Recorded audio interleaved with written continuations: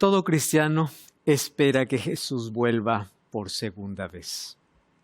Nuestra mayor esperanza no está en el avance tecnológico, no está en la inteligencia artificial, no está en el avance científico, no está en las cosas o en los tratados que puedan existir, sino el regreso de Jesús. Y nosotros sabemos que mientras más oscura es la noche es porque indica que más cerca esté el amanecer. Lo mismo ocurre con la historia de este mundo. Estamos llegando a la parte final de nuestra historia. Hay tanta violencia, dolor, tragedia, oscuridad. Y parece que la tecnología y el adelanto científico, por más que trajo comodidad, no trajo soluciones para los mayores problemas humanos. Tenemos los mejores colchones, pero cada vez menos sueños. Mejores edificios, cada vez menos hogares. Tenemos más comodidad, pero poca felicidad. Tenemos todo para vivir más felices, pero cada vez tenemos una generación más triste y más frágil. Personas que buscan morir porque la vida se convierte en algo tan pesado.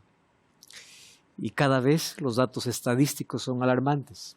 Enfermedades mentales crecen, enfermedades físicas, dolencias, despedidas, abusos, dolor. Mas todo esto indica que nuestra historia está llegando a su final.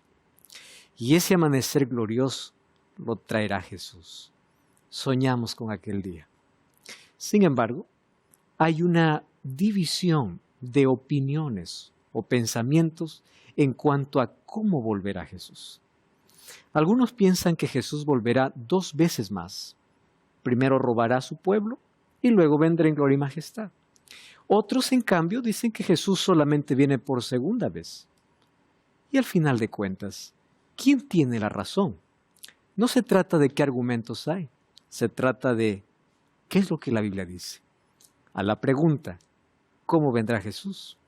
La respuesta está aquí, en la Biblia.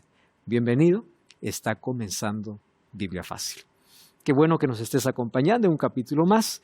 Hoy abordaremos uno de los temas más fascinantes e importantes para todo creyente, porque nosotros creemos que vendrá Jesús para colocar punto final a esta historia de dolor y pecado. Te recuerdo que el mal no tendrá la última palabra. Aparentemente gana, pero ya está vencido. La muerte un día acabará. El cáncer que te está destruyendo un día terminará. Un día no habrá más despedidas. Un día nos encontraremos para vivir juntos con Jesús. ¿Cómo nos preparamos y cómo esperamos a Jesús? Bienvenido a este nuevo capítulo de Biblia Fácil. Bienvenidos amigos. Vamos a nuestro tema de hoy. Durante esta serie de respuestas siempre colocamos algunos textos que por allí son mal interpretados o cortados, sacando de su contexto. Y hoy vamos a responder una de las preguntas que considero más importante dentro del cristianismo. Nadie discute que Jesús vuelve dentro del cristianismo. No estamos hablando de manera general. Pero todo creyente cristiano espera a Jesús. El asunto es que él espera de diferentes maneras. ¿Cómo realmente viene Jesús? Vamos a ver que la Biblia es lo que dice sobre ese tema. Antes vamos a orar. Oramos. Querido Dios, vamos a abrir tu palabra y para ello pedimos que tu Santo Espíritu, una vez más, nos lleve al conocimiento de tu verdad. Es tu palabra la verdad. No son nuestras opiniones, no son los datos estadísticos, no es lo que la gente dice, lo que un pastor dice o que una iglesia cree. Es tu palabra. Y si queremos fundamentar nuestras creencias en tu palabra, ayúdanos, por favor, a estudiarla como es debida. Por eso pedimos la dirección de tu Santo Espíritu. En el nombre de Jesús. Amén. Vamos al tema de hoy. La pregunta, ¿cómo vendrá Jesús? Mateo capítulo 24, versículo 30, va a ser nuestro texto base y luego vamos a ver algunos textos en la Biblia que son allí mal usados para poder hablar de 2 venidas más de Jesús. ¿Correcto? Mateo 24, 30 dice así. Entonces aparecerá la señal del Hijo del Hombre en el cielo. Obviamente la expresión Hijo del Hombre es referencia a Jesús. Entonces lamentarán todas las tribus de la tierra. y verán al Hijo del Hombre viniendo sobre las nubes del cielo con poder y gran gloria. Quien dice eso es Jesús. O sea, ¿quién mejor para explicarnos cómo va a venir? No es otro, sino el mismo Jesús. En Juan 14 dice, yo me voy y volveré. Pero en Juan 24, cuando habla acerca de las señales que se anticipan a su venida o que nos dicen cuán cerca está su venida, termina diciendo, la venida del Hijo del Hombre será así. Vamos a algunos detalles del texto. Número 1. Dice que el Hijo del Hombre vendrá sobre las nubes con poder y gloria. Sobre las nubes. Muy bien. Vamos a analizar ahora algunos versículos que por allí algunas personas intentan colocar la venida de Jesús en dos momentos. Cuando Jesús dice, Él vendrá otra vez, no dos veces más. ¿Correcto? En Juan capítulo 14, versículo 1 al 3, Él dice a sus discípulos, no se turbe vuestro corazón, creed en Dios, creed también en mí. En la casa de mi Padre hay muchas moradas. Si me fuere a preparar el lugar, dice así, vendré otra vez. Esa otra vez no significa dos veces más. Ahora subo y volveré una vez. ¿Correcto? No dos veces. ¿De dónde surge la idea de que Jesús vendrá dos veces? ¿Por qué estoy diciendo eso? Porque la idea popular es que Jesús primero vendrá en secreto y luego vendrá en público. ¿De dónde nace la idea de que viene en secreto? ¿De dónde nace la idea del rapto secreto? ¿De dónde nace la idea de que Jesús roba? ¿De dónde? Si la Biblia dice que Él vendrá otra vez, no dos veces más. Vamos a analizar eso. Más antes queremos comenzar con un texto que por ahí muchos críticos han tocado y puede ser que nos ayude inclusive cuando alguien quiere discutir este asunto sobre la venida de Jesús. Mateo capítulo 24, versículo 34 dice así, de cierto os digo que no pasará esta generación hasta que todo esto acontezca. ¿Qué cosa es lo que dicen muchos críticos al poder leer este texto? Jesús está mintiendo. Porque como Mateo 24 habla acerca de la venida de Jesús, Jesús está diciendo, yo vendré en esta generación. O sea, esta generación va a ver mi venida. ¿Es eso lo que Jesús está diciendo? Vamos a Mateo 24. ¿Correcto? Porque ahí están las señales, inclusive el primer texto que nosotros leímos. Mateo capítulo 24, vamos a leer el versículo 1 y 2. Cuando Jesús salió del templo, se acercaron sus discípulos para mostrarles los edificios del templo. Respondiendo él les dijo, ¿ustedes ven todo esto?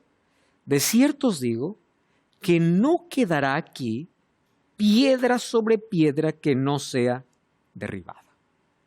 Entonces vienen los discípulos, se le acercaron aparte y le dicen, Señor, ¿cuándo serán estas cosas?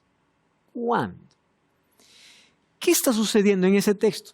Vamos a ver lo siguiente. Mateo 24, Jesús presenta señales de dos eventos. Primera señal, destrucción de Jerusalén. Porque cuando dice, no quedará aquí piedra sobre piedra, no está hablando de su venida. Está hablando de un juicio que vendría primero ¿sobre qué? Sobre Jerusalén.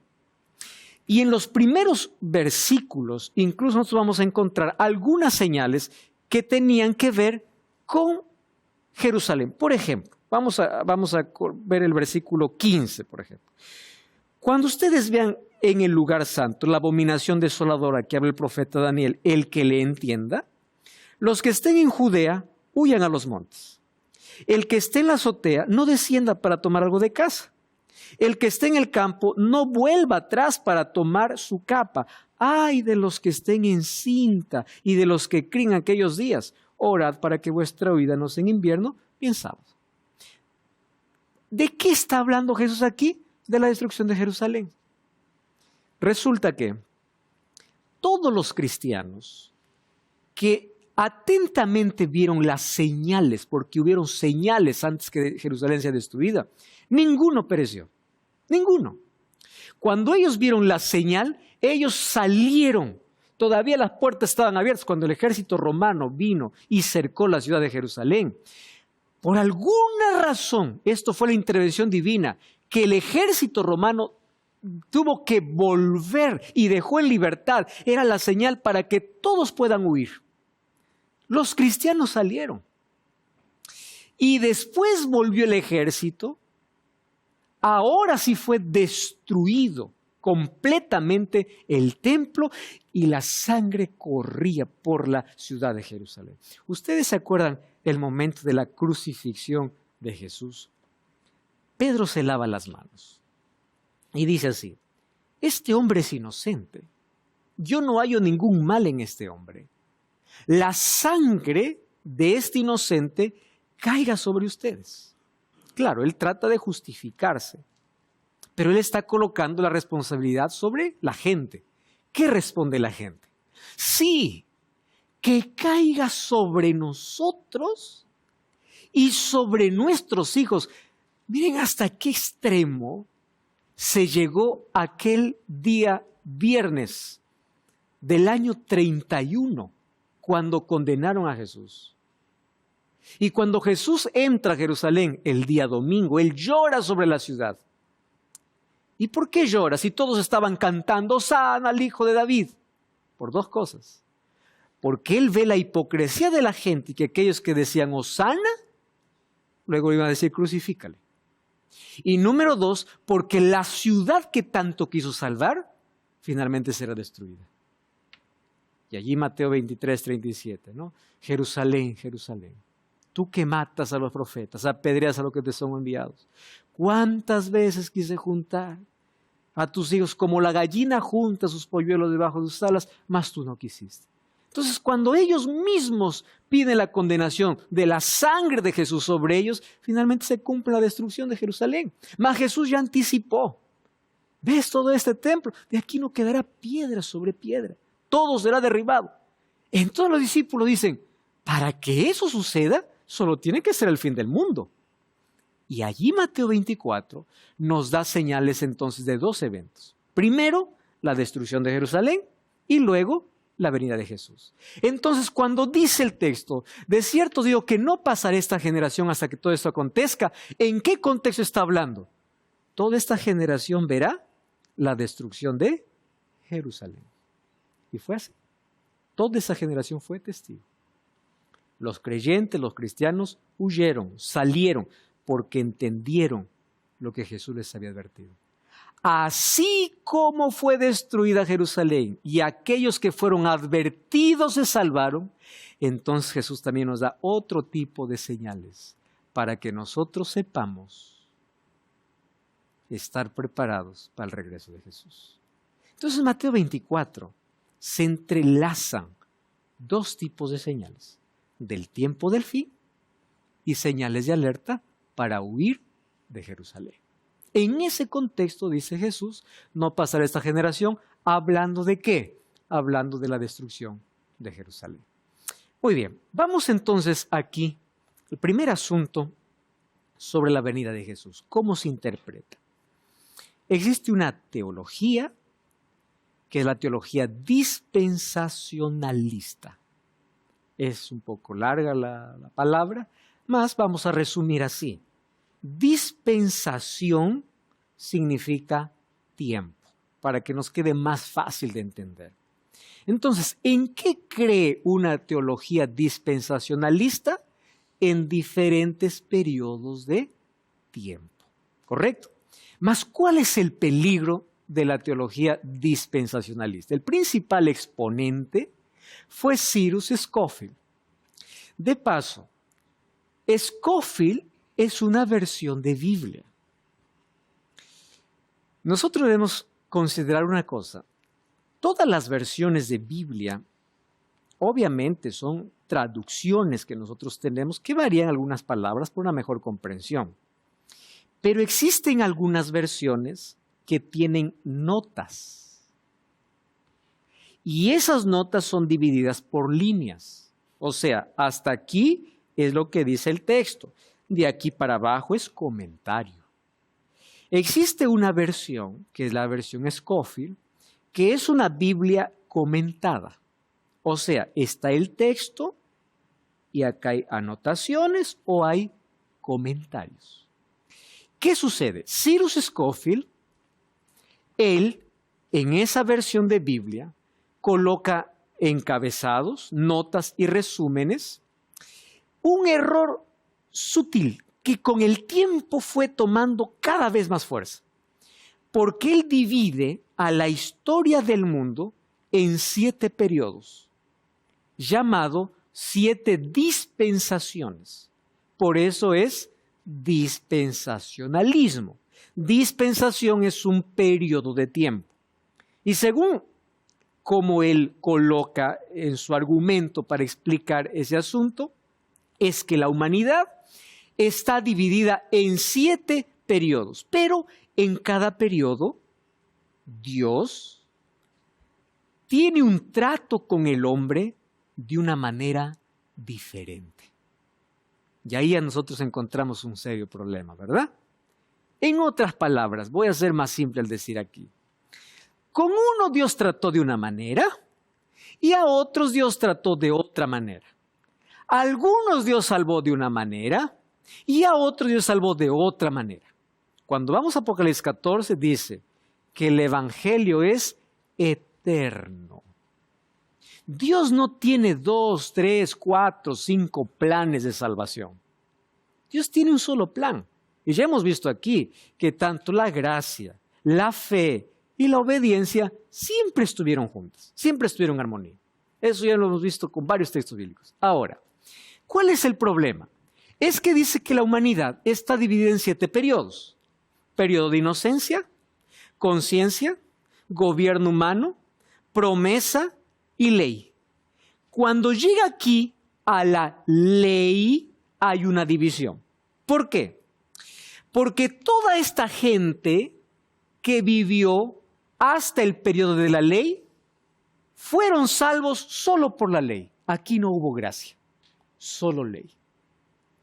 Pero cuando Jesús vino, la ley ya no existe más. Y a partir de aquí para adelante, como la ley ya no sirve más, solamente gobierna la gracia. Entonces, estos 4 periodos o 5 periodos diferentes, el ser humano se salva por lo que hace. Ese es el concepto que se tiene. Por eso es que una persona que tiene el pensamiento dispensacionalista va a decir, la ley no existe. Claro, ¿de dónde sale toda esa idea? De las dispensaciones. Aquí la ley murió y a partir de aquí no más hay ley, solamente hay gracia, porque la ley dejó de existir. Entonces, como ya no hay ley, finalmente, presten atención aquí, Dios tiene 2 pueblos diferentes en la tierra. ¿De dónde salió eso? ¿Saben cuál es el pensamiento? El pensamiento es así. Y a mí cada vez me sorprende más. Yo no suelo leer nunca comentarios de los programas que yo tengo allí en las redes sociales. Una vez mientras pasaba me llamó la atención cuando hablaba acerca de la segunda venida de Jesús. Y ahí un comentario decía, me llamó la atención, no suelo responder porque es una pérdida de tiempo discutir asuntos por redes sociales y el que quiere escribir, que escriba. Decía, usted está hablando de la venida de Jesús por su novia, pero no por su esposa. Y esto levantó una curiosidad tremenda porque eso me llevó a estudiar un poquito más el dispensacionalismo. Resulta que el dispensacionalismo cree que Dios tiene una novia y una esposa, que son diferentes. Entonces, con la novia es un trato y con la esposa es otro. En otras palabras, Dios es como un polígamo. Dios tiene 2 mujeres. Dios tiene 2 pueblos. Dios tiene 2 iglesias. Una iglesia se salva por la ley y la otra por la gracia. Una esposa que cumpla la ley y la otra no. Todo es gracia. Desde ahí yo siempre hago énfasis. Imagínate llegar al cielo Uno dice, aquí estoy por la ley, el otro, no, yo estoy por la gracia. ¿Qué tipo de salvación es esa? Mas esa está dentro de la teoría dispensacionalista. ¿Qué sucede en esta última dispensación? En el periodo de la gracia, hay aquí, coloqué en amarillo, un intervalo. Coloqué aquí, porque antes del reino milenial ocurrirá un rapto secreto. Pero ese rapto solo será para la iglesia, porque el otro pueblo seguirá sufriendo aquí en la tierra y aparecerá el anticristo. ¿Saben que todo esto, obviamente que me ha llevado a estudiar un poquito más este asunto para ver de dónde uno se puede colgar todas estas ideas? Y luego de la pregunta de Marcelo les voy a decir más o menos dónde tiene su origen. Marcelo. Eso del advenimiento de lo que hablan, ¿sí, no? Exacto. Cuando dice el advenimiento de Jesús, está dividido en dos fases. En secreto, para robar a su pueblo, y luego en gloria y majestad. Pero ¿de dónde viene la idea? Es que Dios tiene dos pueblos. A uno lo roba, al otro lo deja. Lo va a salvar al otro, pero lo deja sufrir. Esa es la idea del dispensacionalismo. Por eso cuando alguien me dice, la ley no existe, yo ya sé, esta es idea dispensacionalista. Y es muy simple poder hablar acerca de la ley, porque ya les dije, la ley son principios y hay que hacer una diferencia de ley. ¿Qué ley acabó? La ley ceremonial. ¿Qué ley terminó? La ley de sacrificios. Pero la ley de Dios, imagínate, la ley de Dios ya no sirve para nada. Honra a tu padre y a tu madre, ya no sirve. No matarás, ya no es pecado. No cometerás adulterio, ya no es pecado. No robarás, no es pecado. Eso dice la ley. O sea, tener otros dioses es normal. Blasfemar el nombre de Dios es normal. Eso dice la ley. O sea, la ley son principios basados en el amor. Bueno, de esto ya hemos hablado en el tema de la ley, pero apenas estoy haciendo un énfasis en eso. Eso del arrebatamiento, que te hablan, como que no lo tenía bien claro y por eso lo pregunté. Así que no, ahora es súper claro todo. Entonces resulta que en estos últimos periodos ya no existe más ley, ahora existe solo gracia y Dios tiene dos pueblos. Y como tiene dos pueblos, Él va a tener dos venidas. ¿Qué les parece esa idea? Entonces, habría que justificarlo con algo, ¿verdad? ¿Cómo yo justifico? Bueno, toman eso de Daniel 9, 24 y 27 de las 70 semanas. Yo aquí, infelizmente, por el tiempo que tengo para explicar ese tema, no voy a explicar esta profecía. Más te ruego que puedas ver la temporada de Daniel en el libro de Biblia Fácil, la temporada de Daniel, porque ahí dedico 2 programas para hablar sobre esta profecía. La profecía de las 2300 tardes y mañanas y de las 70 semanas. Así, bíblicamente. Aquí no te voy a explicar, solamente estoy explicando de dónde se toma esta idea. ¿Correcto? Entonces no voy a explicar cómo surge toda esa profecía, porque ya dije que hay otro lugar donde se explica de la mejor manera. Pero entonces, ¿qué cosa se piensa?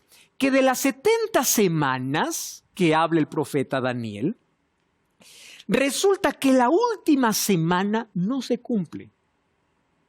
Es como si estuviera un reloj donde el reloj profético está con los agujeros avanzando y justo cuando se va a cumplir la última semana dice, no, vamos a hacer una pausa. Y esa última semana se traslada para el final.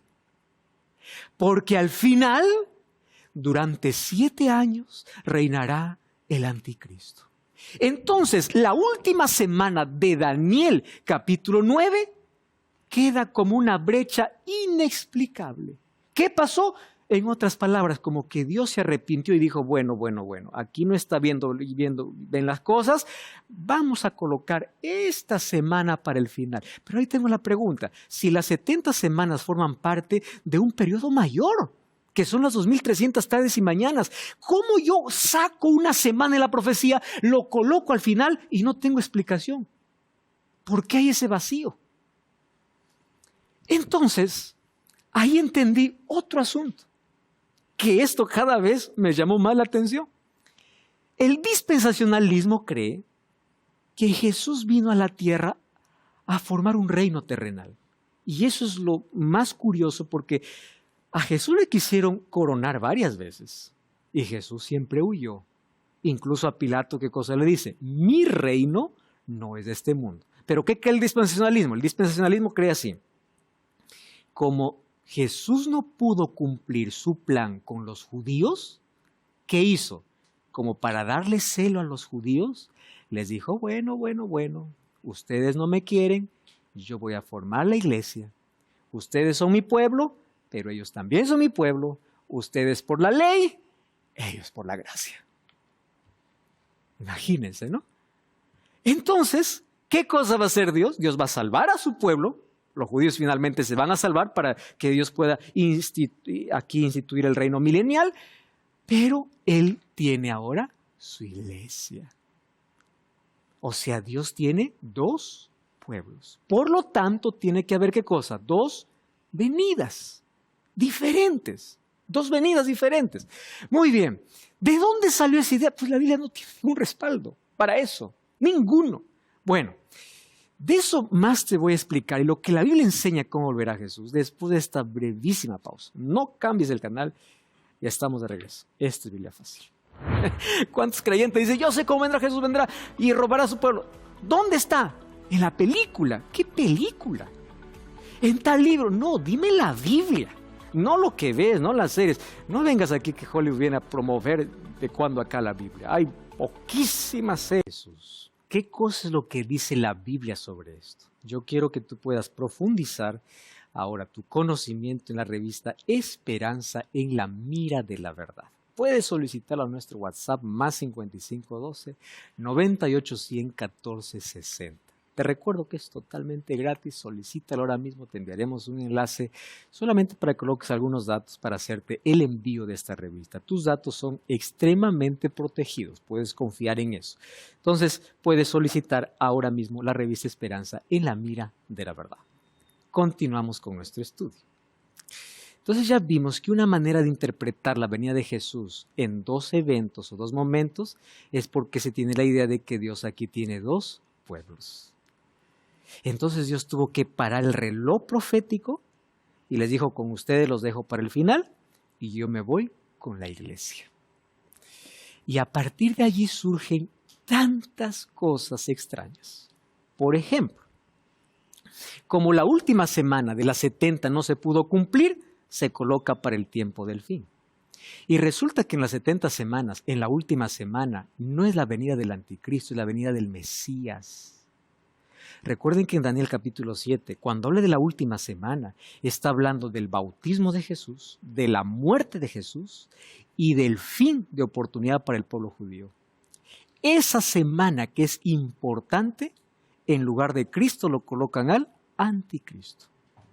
Porque hay una expresión de la abominación desoladora.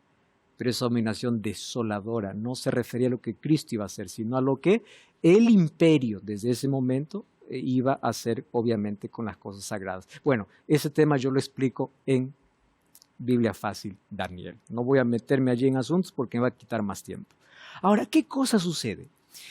Ahora se dice que se abre un paréntesis desde el Pentecostés y todas las cosas que fueron escritas en el Nuevo Testamento para la iglesia termina en Apocalipsis 3.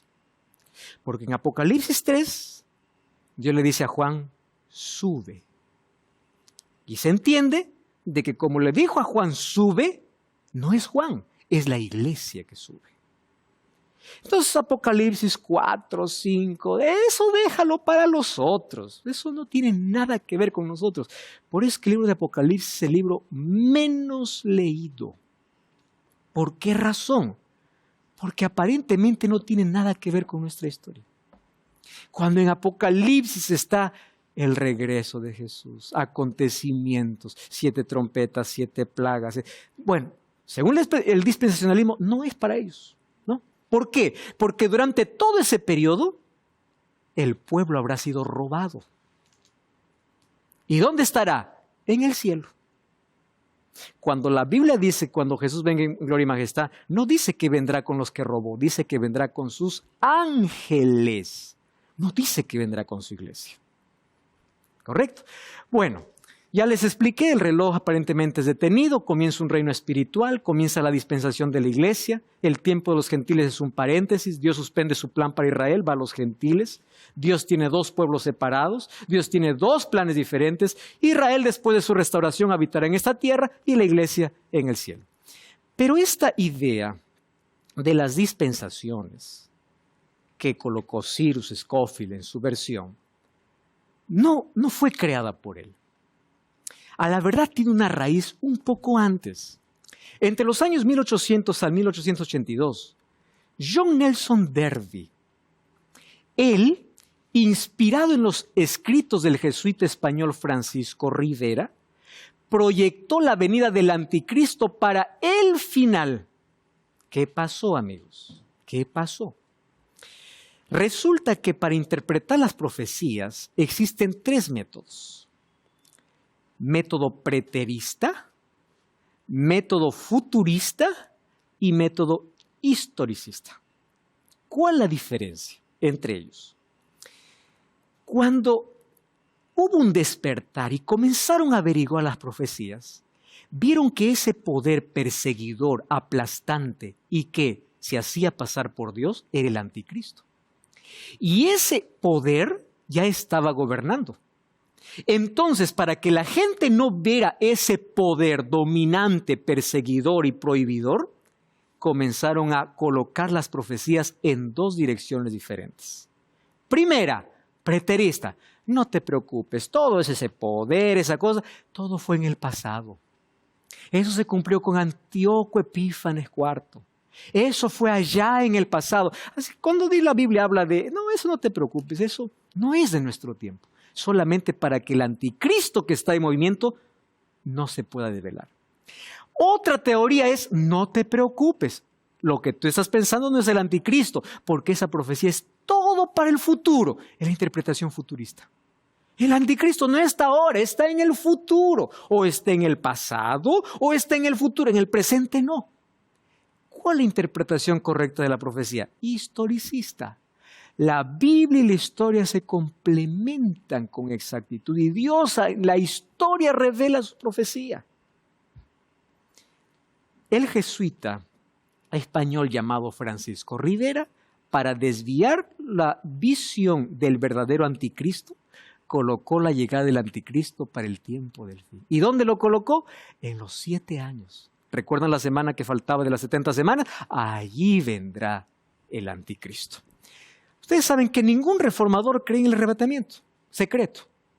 Ningún reformador. Al comienzo del siglo XX esto se popularizó y ahora resulta que hasta Hollywood se presta para promulgar esta enseñanza. ¿Cuántos creyentes dicen, yo sé cómo vendrá Jesús, vendrá y robará a su pueblo? ¿Dónde está? En la película. ¿Qué película? En tal libro. No, dime la Biblia. No lo que ves, no las series. No vengas aquí que Hollywood viene a promover de cuando acá la Biblia. Hay poquísimas series por allí que pueden tener algún sustento bíblico, pero todo lo demás, puro entretenimiento y mentira. Todo lo demás. Ahora, fíjense aquí.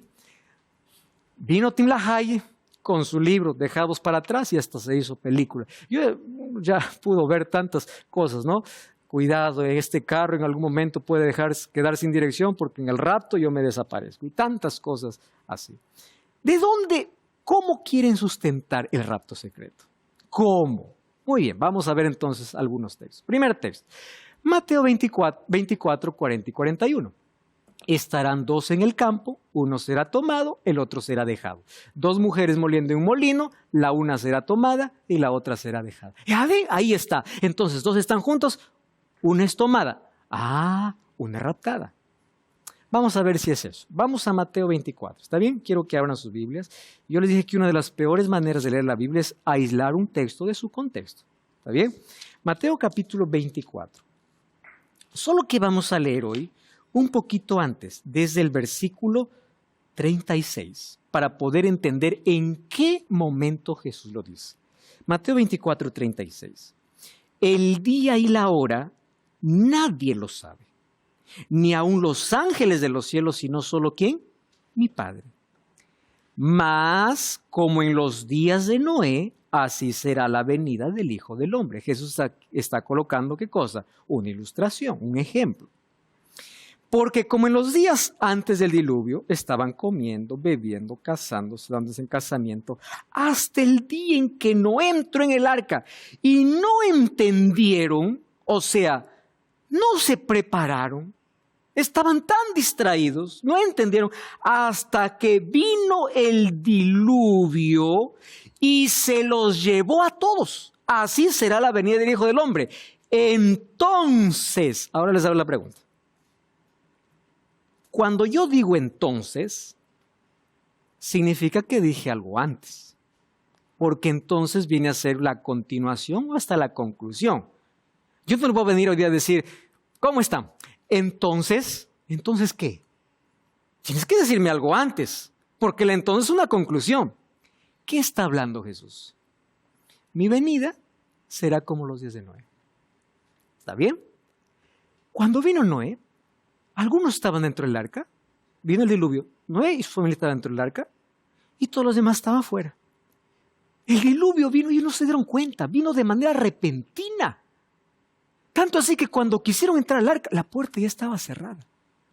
Entonces, ahora tiene sentido. ¿Qué cosa está queriendo decir Jesús aquí? Entonces, ahí vamos al versículo 41. 2 estarán en el campo, una será tomada, el otro será dejada. 2 mujeres moliendo un molino, una será tomada y la otra será dejada. Versículo 42, velad pues porque no sabéis la hora en que Jesús va a venir. ¿Cuál es el énfasis que Jesús está diciendo? Tienes que estar preparado.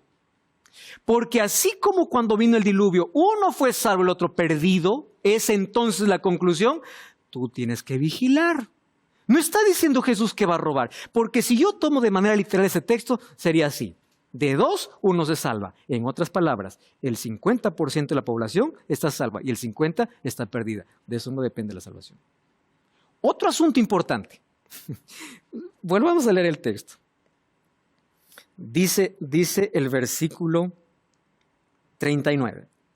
No entendieron hasta que vino el diluvio y se los llevó a todos. ¿Quiénes fueron llevados? ¿Quiénes fueron llevados? No fueron llevados Noé y su familia. Los que fueron llevados fueron aquellos que no entraron al arca. ¿Quién los llevó? El diluvio. No, ni siquiera para decir que los llevados fueron salvos. Porque vino el diluvio y llevó a todos, aquellos que estaban perdidos, los llevó y los destruyó. Mientras que Noé y su familia estaban protegidos. Ustedes entienden que leyendo el contexto, ya podemos entender mucho mejor un texto. Entonces no da como para poder encuadrarlo. Además, Jesús no dijo que vendrá 2 veces más, solamente por segunda vez. Otro texto que por ahí se malinterpreta. 1 Tesalonicenses 4, 16 y 17. El Señor mismo con voz de mando, con voz de arcángel, con trompeta de Dios, descenderá del cielo. Los muertos en Cristo resucitarán primero. Luego nosotros los que vivimos, primero hay resurrección, no se olvide. Los que hayamos quedado, seremos arrebatados. ¿Y saben cómo leen algunos? Seremos arrebatados y cierran la Biblia. Y se acabó el asunto. El texto continúa. Juntamente con ellos. ¿Ellos qué? Los muertos que han sido resucitados. En las nubes para recibir al Señor en el aire y así estaremos para siempre con el Señor. A ver, acompáñenme aquí y díganme dónde está lo secreto. Los vivos no se van adelante, se van con los muertos resucitados. Pero para que vayan con los muertos resucitados, ¿qué cosa tiene que haber? Voz de arcángel y trompeta de Dios. Una trompeta suena en silencio. Entonces la venida de Jesús no es en secreto. Es gloriosa. Hay resurrección. Hay trompeta. Los vivos son transformados. Los muertos son resucitados. Y juntos se van a recibir a Jesús en el aire. ¿Dónde está lo secreto aquí? Si hay trompetas, si hay voz, si hay voz de arcángel, si es que las tumbas se abren, si es que hay resurrección, si es que hay encuentro, ¿dónde está lo secreto? Entonces, cuando alguien me dice, pastor, ¿usted cree en el arrebatamiento? Creo. Pero yo creo en un arrebatamiento glorioso cuando Jesús venga, no es secreto. porque será en gloria y majestad, como dijo Jesús en Mateo 24:30, el primer texto que leímos. Entonces, el arrebatamiento y la aparición no son eventos separados, es el mismo momento. Seremos arrebatados cuando Jesús vuelva por segunda vez. 1 Corintios 15:52 habla acerca de la transformación de los justos. Dice así: en un cerrar y un abrir de ojos seremos transformados. No dice seremos arrebatados. Cuando somos transformados, ahora sí somos arrebatados juntamente a aquellos que resucitan. Cerrar y un abrir de ojos no es para arrebatamiento, es para la transformación. Recuerdan que ya vimos aquí en este programa que en la salvación existen 3 momentos: pasado, presente y futuro, justificado, santificado y glorificado. La glorificación llega el momento que somos transformados completamente y no queda más rastro de pecado en nuestra naturaleza. Esa transformación ocurrirá cuando Jesús regrese. En un cerrar y abrir de ojos somos transformados y los muertos ya resucitan glorificados. Ahora sí juntos estamos listos para recibir a Jesús en el aire cuando venga por segunda vez, no en un arrebatamiento secreto. ¿Cuál es el otro texto? Miren lo que dice la Biblia sobre el regreso de Jesús. Aquí apenas elegí 5, pero Jesús es tan claro al decir cómo viene. Vamos a Hechos 1:11. Jesús se va al cielo. Mucha gente está viendo su ida. Jesús no va en secreto, Jesús va a la vista de la gente. Entonces, cuando Jesús desaparece en las nubes, el versículo 11 dice así: varones galileos, ¿por qué estáis mirando al cielo? 2 ángeles aparecen. Este mismo Jesús que ha sido tomado de vosotros al cielo, así vendrá como lo habéis visto ir. Les hago la pregunta: ¿Jesús se fue de manera espiritual o humana o literal? Literal, no fue espiritual, porque hay una religión que dice: no, Jesús ya está aquí nosotros desde 1914 de manera espiritual. No, así como se ha ido, volverá. Otra pregunta: ¿Jesús fue en secreto o en público? Fue en público. Aparecieron 2 ángeles, varones galileos. Este mismo Jesús, así literal, así visible como lo habéis visto ir, así volverá. No es que, disculpen, estén atentos que les va a robar o vendré en secreto. No, así volverá. Segundo, Mateo 25:31. Cuando el Hijo del Hombre venga, ¿en qué? En gloria. Y todos los santos ángeles con él, se sentará en su trono de gloria. No dice Jesús, esto está diciendo Jesús. Jesús no dice que vendrá con su iglesia que fue robada. Jesús dice que vendrá con todos los ángeles y vendrá en gloria. No vendrá en secreto. Mateo 24:27. Como el relámpago sale del oriente y se muestra hacia el occidente, así será la venida del Hijo del Hombre. ¿Cómo sabes que hubo relámpago? Porque lo viste. Es visible. Ahora, cuando dice que sale del oriente y del occidente, quiere decir que todos lo ven. Porque aunque aparezca en un lado, todo ojo lo verá. Por eso Apocalipsis 1:7 dice: aquí viene con las nubes y todo ojo lo verá, y los que le traspasaron, y todos los linajes de la tierra harán lamentación por él. Sí, amén. Qué linda expresión. Mateo 24:30 y 31. Entonces aparecerá la señal del Hijo del Hombre en el cielo. Entonces lamentarán todas las tribus de la tierra. Y verán al Hijo del Hombre viniendo sobre las nubes del cielo. Verán, visible, sobre las nubes del cielo, con gran poder y gloria. Enviará a sus ángeles con gran, otra vez. Miren cuán gloriosa es la venida de Jesús. Ángeles, voz de trompeta, juntarán a sus escogidos de los 4 vientos. No es que solamente robará un pueblo, desde un extremo del cielo hasta el otro. La venida de Jesús es audible, es visible, es gloriosa, es literal. Son las características de la venida de Jesús. Hay otro texto que por allí comienzan a buscar para decir que Dios robará a su pueblo, y es que Apocalipsis 3:10 dice así: por cuanto has guardado la palabra de mi paciencia, yo también te guardaré de la hora de la prueba que ha de venir sobre el mundo entero para probar los que moran en la tierra. ¿Cuál es el problema? Ese texto dice así: como al final va a venir un anticristo y va a haber una gran tribulación, entonces el pueblo de Dios no va a sufrir esa tribulación. ¿Saben por qué? Porque Dios los ha robado antes. Solamente sufrirán el otro pueblo. El otro pueblo sufrirá. Déjenme decirles aquí algunos detalles importantes sobre ese texto. La palabra librar de la tribulación no es sacarte, es protegerte en la tribulación. Cuando Dios quiso librar del diluvio a Noé, ¿lo llevó al cielo o lo dejó en la tierra? Lo dejó en la tierra, pero lo protegió en medio de la tribulación. Cuando caigan las 7 plagas en el tiempo del fin, dice que caerán sobre aquellos que no tienen el sello de Dios. O sea, el pueblo de Dios estará protegido. La palabra librar es proteger.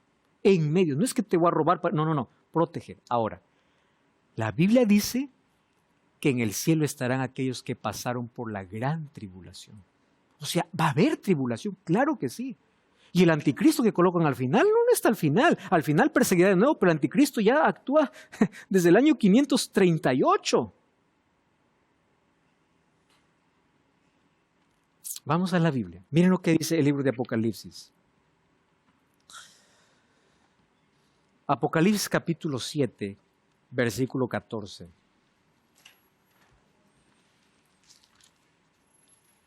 Dice así.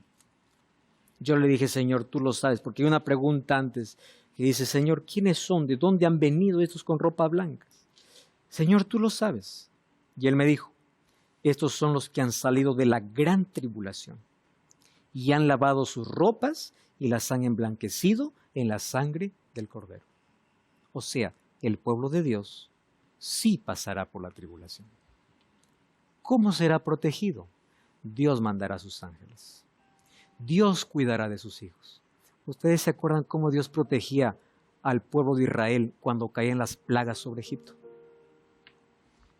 ¿Y ustedes se acuerdan cuál era la protección final para que ningún primogénito muera? No era que hay que ser bueno, que hay que hacer obras. Es, pinta con sangre tu puerta. Porque la garantía de nuestra protección y salvación es Cristo. Es Él. Y la pregunta es, ¿tu puerta tiene la sangre de Jesús?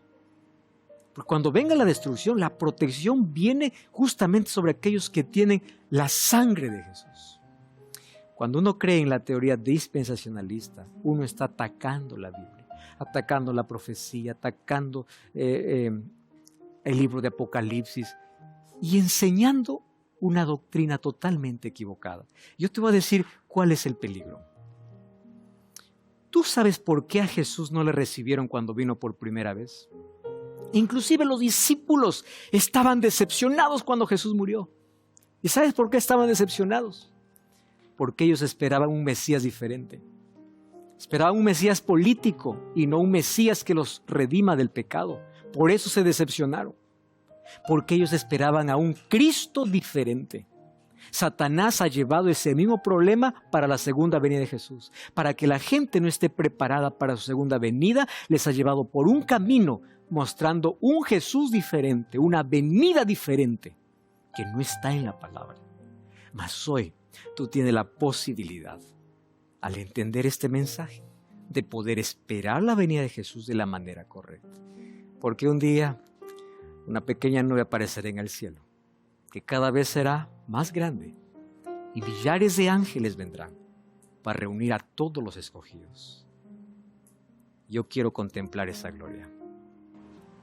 Yo espero que cuando llegue ese día estemos preparados y del lado correcto. Trompeta sonará y Jesús aparecerá en gloria y majestad. Todos los ángeles con él. Y solo habrá 2 grupos. Aquellos que levantan las manos para decir este es nuestro Dios y aquellos que huirán de esa presencia diciendo por favor escóndenos de aquella gloria de aquel que está viniendo. ¿Tú sabes por qué esa gente huye de esa presencia? Porque aquella presencia no es extraña. Ellos saben quién es aquel que viene. Aquel que siempre les suplicó para salvar, pero siempre rechazaron a su invitación. Acepta a Cristo. Entrégate a Él. Ora conmigo. Gracias, Señor, porque muy pronto volverás. Mas ayúdanos a esperarte de la manera correcta, preparados para el momento glorioso cuando vengas a llevar a tu pueblo. Te aceptamos como Salvador, en el nombre de Jesús. Amén. Visita una iglesia adventista el séptimo día para continuar comprendiendo el plan que Dios tiene para ti. Dios te bendiga. Hasta la próxima.